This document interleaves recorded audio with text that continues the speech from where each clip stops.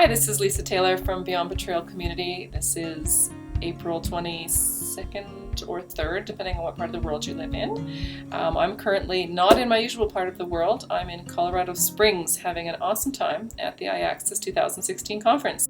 And I have the good fortune to have cornered Ella Hutchinson, who is one of my favorite young counselors. I've been a fan of hers for probably the last 3 or 4 years. I think I discovered you maybe 3 years ago in Dallas, and I first heard her and her husband speak there about their counseling program, and I'm going to have her share a little bit about that today.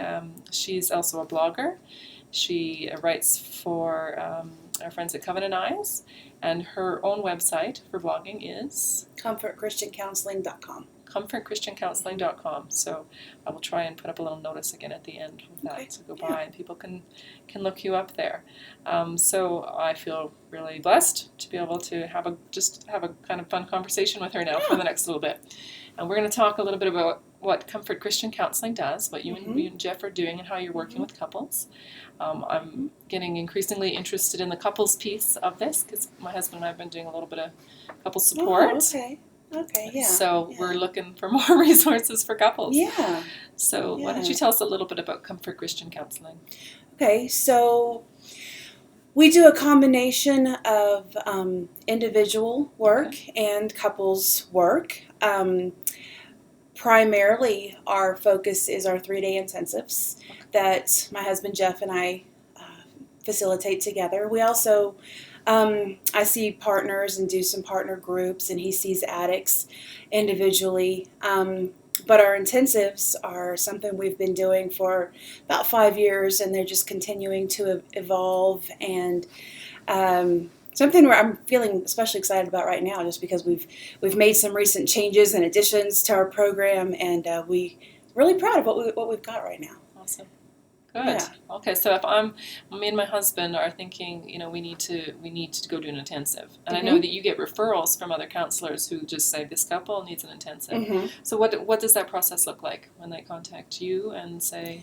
Well, what that looks like is they will go to our website, and there is an application, a fairly brief application that they'll each fill out individually, and we do say on there that we need for them each to fill out that application so that we know we have interest on, from both parties. Good idea. and then we schedule a free consult call.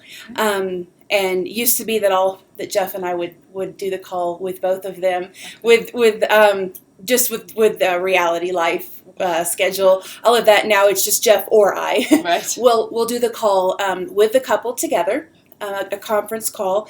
If they have an interest, though, before they make a decision in talking to the other, then we'll certainly make time for that.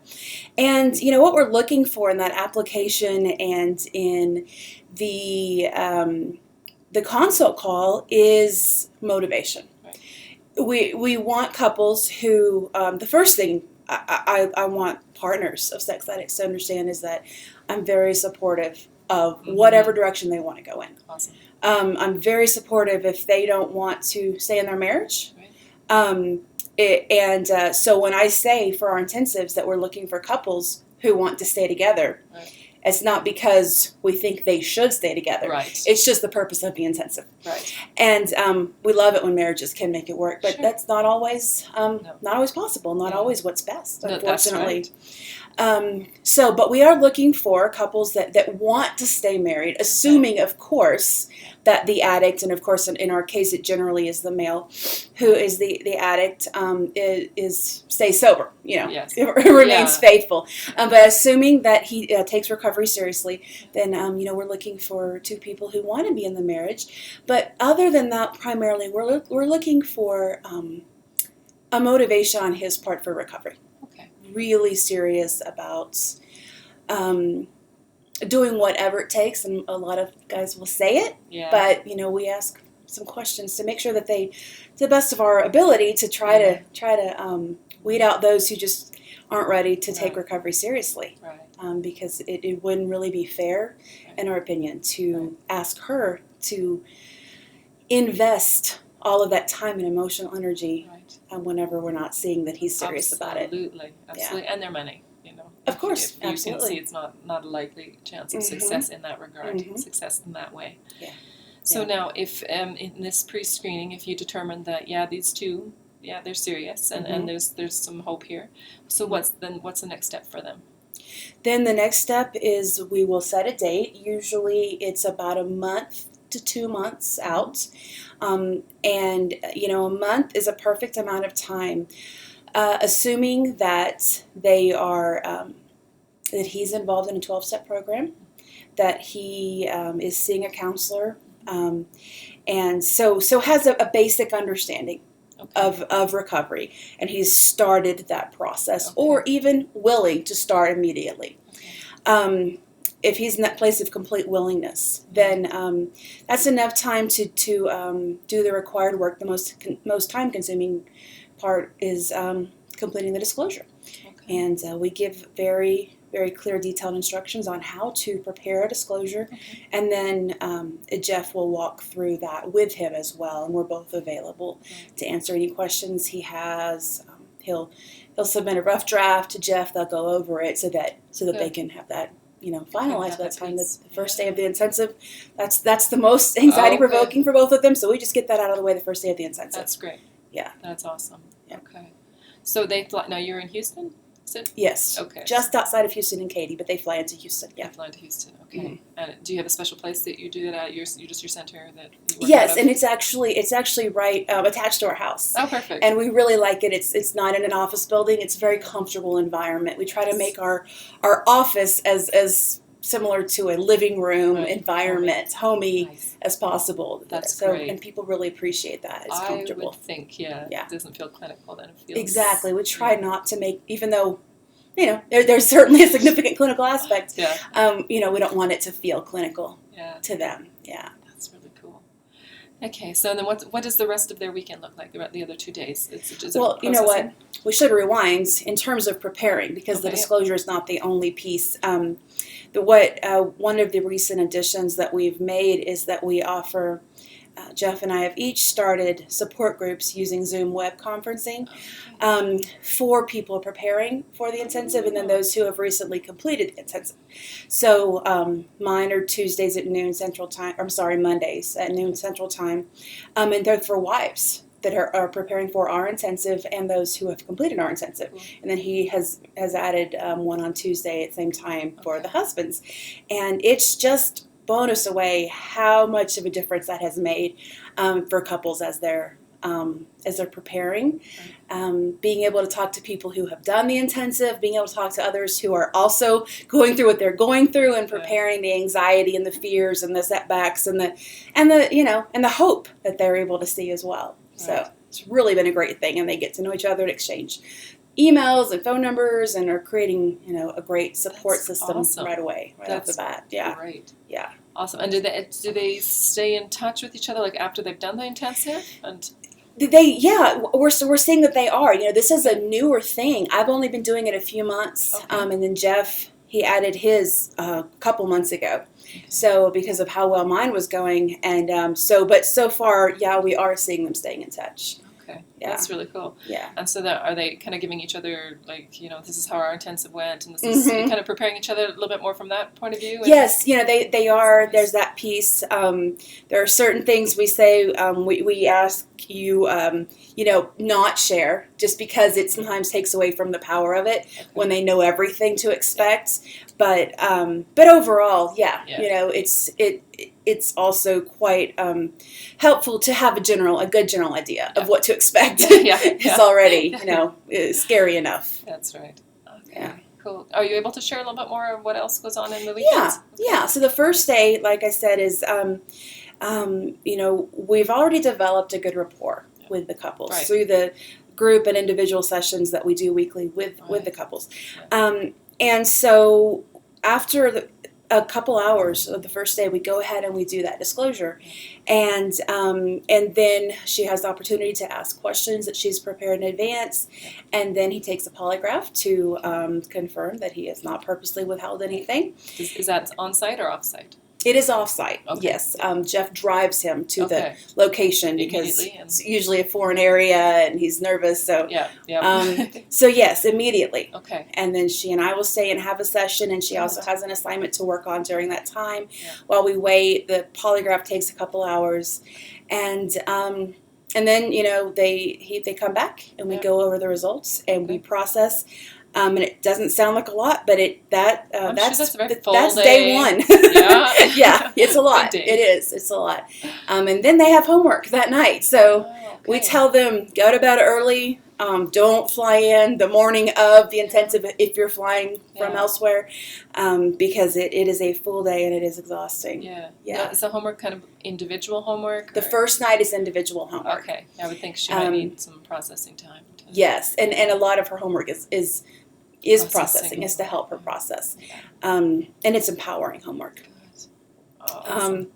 And then the next 2 days, basically what we're doing is we're helping them to create a marriage recovery plan. Okay.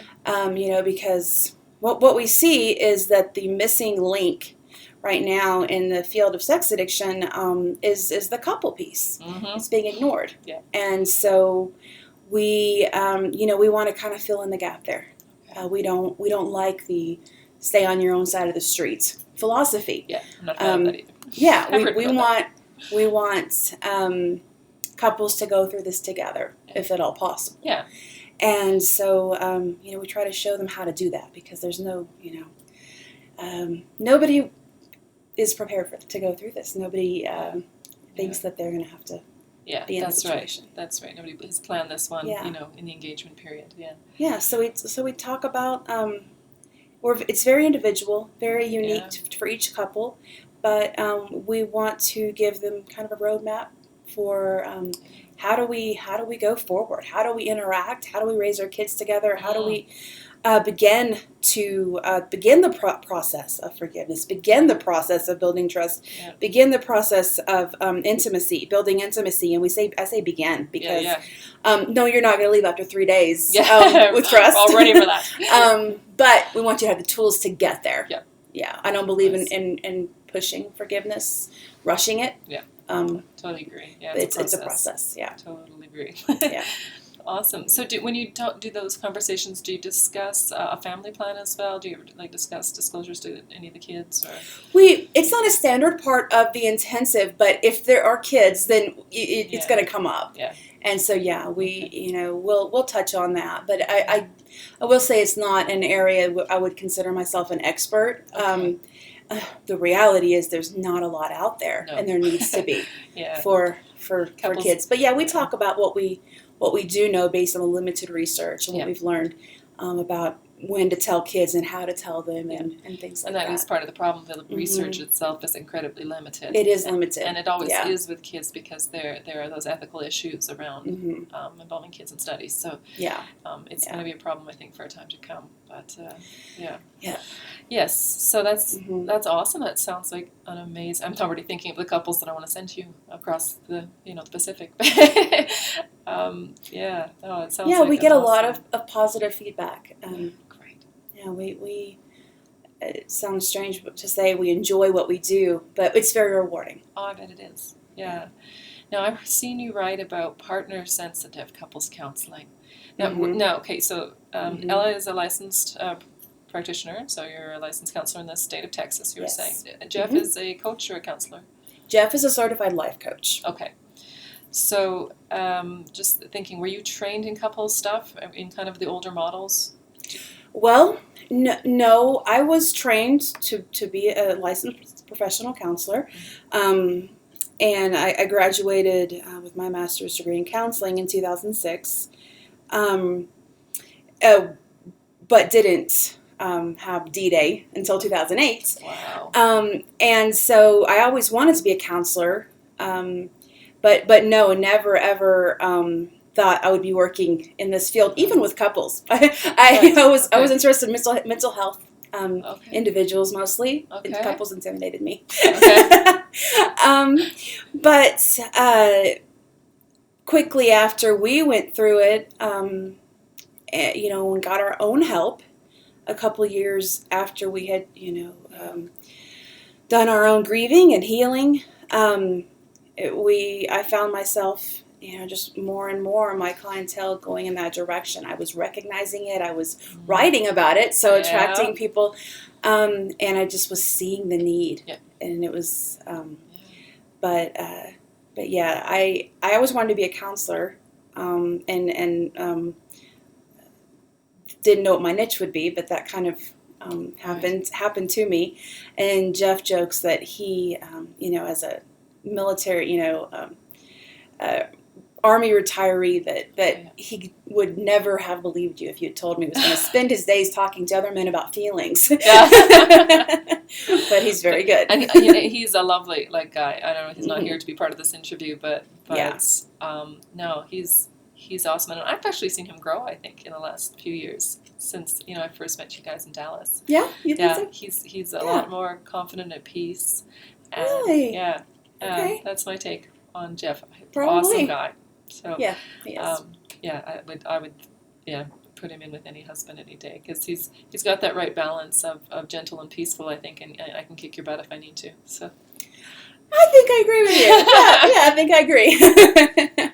Which is perfect. Yeah, that's awesome. Yeah. So just thinking about other couples now, and the reason I've got this in my head is when I did the research for my book for Beyond Betrayal.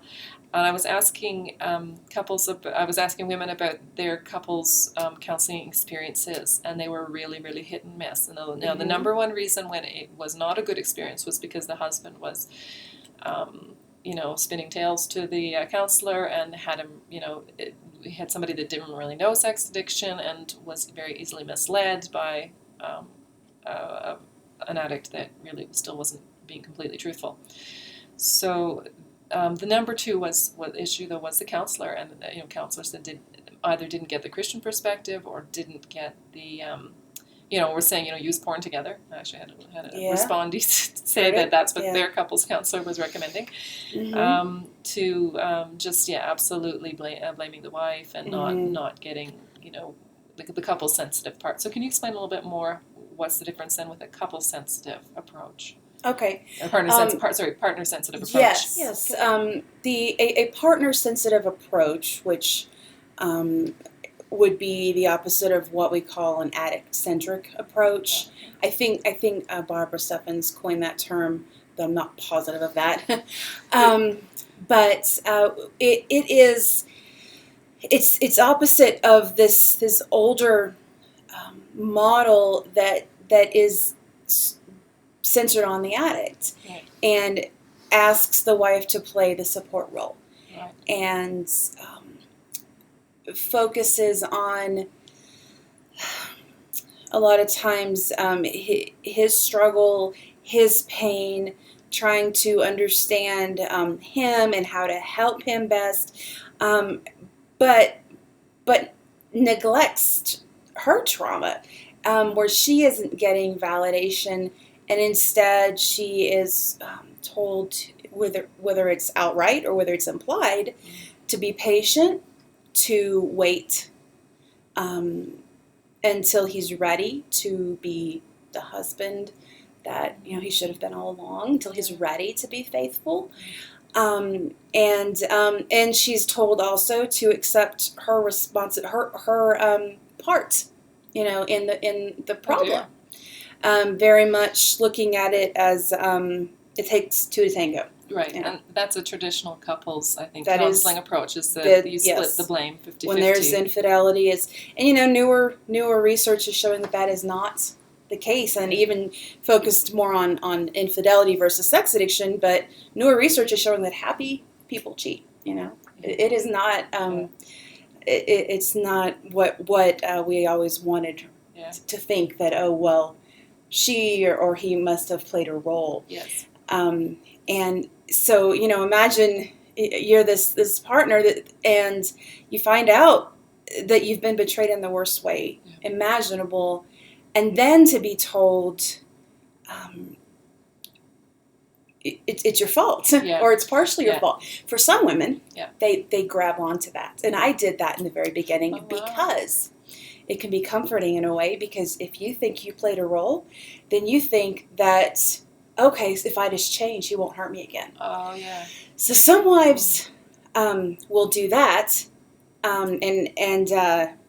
and then others, of course, balk, and I also did that a little bit later, and at that whole idea, and say, wait a minute, no, the bottom line is, no, you weren't a perfect wife, but of course you weren't. Perfect. You might have been a terrible wife, but it may have had nothing you to do with it. You didn't cause anybody to cheat. That's We right. don't. We make our own choices in life, and if somebody's unfaithful, if you're going to be unfaithful, That's right. you're in the marriage first. Right. You know, and you got to think about it from God's point of view. Is God going to hold you responsible for somebody else's sin? He says He doesn't do that. Exactly. So yeah, and yet it's funny because it's often in the church, and women are often getting hurt on two fronts. I mean, if you go to a professional counselor and you're being told you have to own some of this, you obviously weren't doing something. mm-hmm.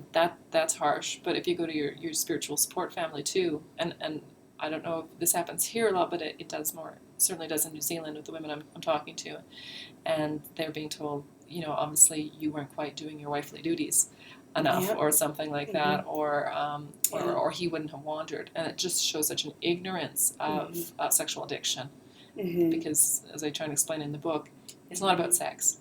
It's not about your need for an orgasm. Sex. It's not what it's about. It's not. Yeah. It's not where the addiction lies. So so it's pretty tough to get told in a therapy session too that it's your fault. It's important that women begin to understand that exactly what you just said. Yeah. So the partner-sensitive approach says this isn't your fault. There's nothing wrong with you for choosing this person, because that's the historic model teaches that you as the partner of a sex addict are sicker even than him for choosing him, even though we know that addicts are very good liars, and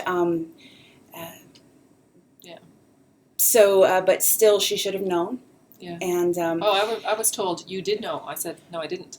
And I was told no, you did. You on just some level you knew, and I'm like, nah, I didn't know. Trust me. Yeah, and I think a lot of us can look back and see signs, but there isn't something wrong with us just because we weren't looking for signs.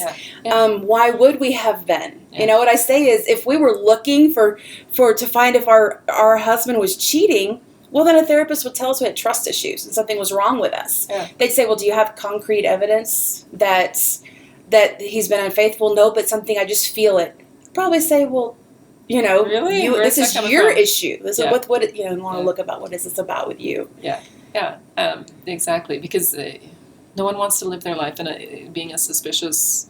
If you've gotten no evidence, that's just an ugly place to live. And I actually knew, with Michael, I knew he had struggled with pornography. I didn't understand it was an addiction yet, which is sad because my mother was an addictions counselor, so I knew addiction. If somebody had told me right at the beginning, by the way, this is addiction, I would have gone, oh, whoa, hang on, this is I know this is going to be a different walk. Yeah. But because I knew he'd been in his life, but said, look, if you continue with this, I will not continue to date you. So he quit, and he did actually quit for a couple of years, but into the marriage, as often happens, started to get back to go that way again. And I asked him a couple of times. I just said, I just want to know. Still no issue with pornography. In 8 years, I asked him twice, and I was lied to. When you're bald-faced lied to, and then to be told, no, you actually knew. I was like, why wouldn't you believe your husband? On me. Yeah, exactly. No, I mean, I didn't have evidence when I asked. It was just maybe the Holy Spirit nudging me a little bit. Mm-hmm. But I did what I was supposed to do, which was ask. And that was. And then what else can you do? Exactly. Yeah. That's so it's. I'm so excited that there are things like a partner-sensitive couples model coming out, because we so badly need it. And so when are you guys moving to New Zealand? I wish. We'd probably like the climate better than Houston, for sure. You guys have had the big flood recently, so yeah.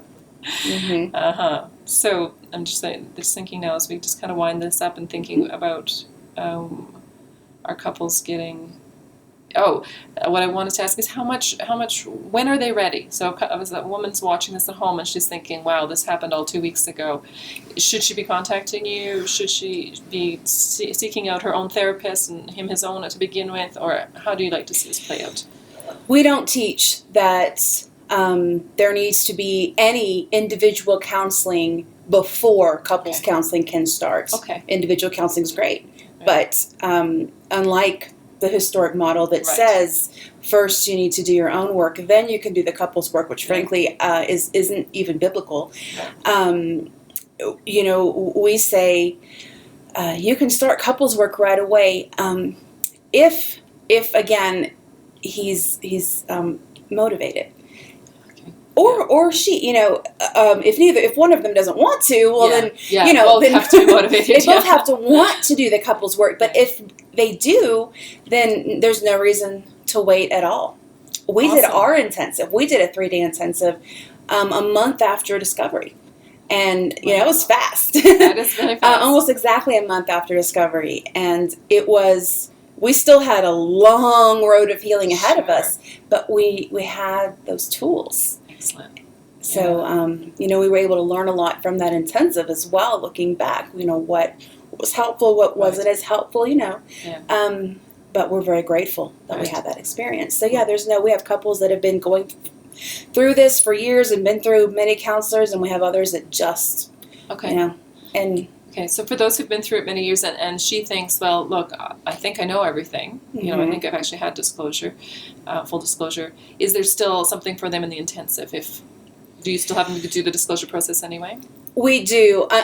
If they've already done a disclosure with a polygraph, it would be a very different process, and we might not even recommend a full intensive. We might say let's do a modified intensive or just weekly sessions, but that's something we rarely come across because it's still not super common to have the polygraph piece. Right. We don't do disclosures without the polygraph. I'm the only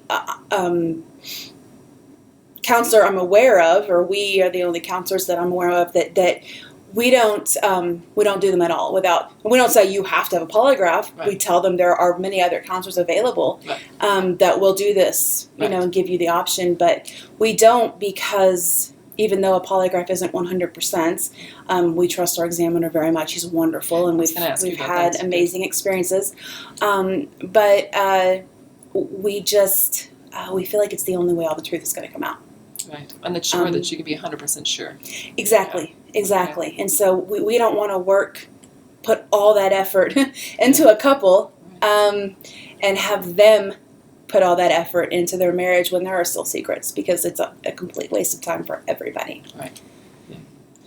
Yeah, cool. There's been a lot of talk about polygraph here, and I know in my book I don't come out all that highly in favor of it because of our bad experience, but it's interesting how I've been learning about how I can completely see where ours got railroaded now. Yeah. You need two pieces. You need is it polygrapher? I don't know how you say it. Polygraph examiner who is experienced specifically in sexual addiction, which ours was not. But you also need this piece of going through the disclosure document with a counselor who knows what to do and prepare you. Both those pieces were missing for us. Yes. And so that other counselor described happened to their client recently. That's what happened to us. I have heard lots of horror stories. We have people say, "Hey, I had to take a polygraph whenever I joined the police academy or whatever, police force, and I withheld information and I still passed," or the other way around. And of course we have the couples, that we hear about, or we hear about couples who had terrible experiences. One thing we say is don't go directly to a polygraph examiner. Do not go through a therapist who contracts with an examiner. Make sure the therapist is experienced in using the polygraph with disclosure, and that the examiner is as well. Ask questions, get referrals, and I'm very sad that there isn't more or aren't more resources in that area, because we've worked with some examiners that were no good. And I'm not an expert on the polygraph and the training process and all of that. All I know is some people are great and others just really aren't. They don't get, and sometimes they don't get the Christian worldview. They don't, because they've been doing forensic stuff and criminal stuff, and this is not a criminal exam. No, that's right, and it can't be treated the same way. It can't be. And that was, and it's quite traumatic if it is. Oh, yeah, it absolutely can't be. Yeah. And, in our experience, most guys pass. Right. Because considering when they're willing to Yeah, that's right. They know. invest the time, the money, and all of that into doing this, usually they're willing to be truthful. However, a lot of times they do still try to hold on to that one piece of information to the last minute, and that's where the polygraph is so wonderful. But when they do fail, Right. so far we haven't had one example where they failed and didn't eventually come Mess out. up? Yeah, Okay. there's always it's. Okay. My experience is that it's valid. Okay. Good. It works. So you guys have got a good system, and a couple pieces I want people to take away. It's so important that if you're going to do couples work, that you do it with people who get sex addiction, who get partner-sensitive couple counseling. Yes. It's also so important if you're going to do the polygraph that you've got somebody, again, who's got both these pieces in place. You're going through a therapist who has their specific polygrapher who is brilliant at doing the sex addiction, piece. So, you guys have got that all covered. And, how long have you been doing this? We've been doing the 5 years. A little over 5 years. That's awesome. Yeah. Okay. Yeah. Well done, guys. I mean, if I was hanging out more here, I'd be coming to see you as well as. I wish I could roll back the clock, and unfortunately you were doing it 6 years ago. But anyway, so that's, again, if you want more information about Comfort Christian Counseling, you're going to go to Comfort Christian Counseling, and that's the American spelling. I'll just mention for my Kiwi friends. So that's COUNSELING.com. And look up a little bit more about Ella, and I'm sure you can shoot her an email. Anytime. You can email through the website. Yeah. Awesome. Yep. So that's it. Thank you very much for joining me today. And well, thank you, Lisa. Thank you, everybody, for listening. I hope you find this really helpful information and pass it along to people you know who need it. Okay? God bless you, and we'll see you next time. Bye-bye. You've been listening to the first in a series of Beyond Betrayal interviews recorded at the April 2016 IACSAS conference. Today's interview was with Ella Hutchinson of Comfort Christian Counseling. The next interview in the series will be with partner coaches Crystal Ray Morrissey and Donna Meredith Dixon on the topic of partner healing, what it looks like for younger partners and for older partners.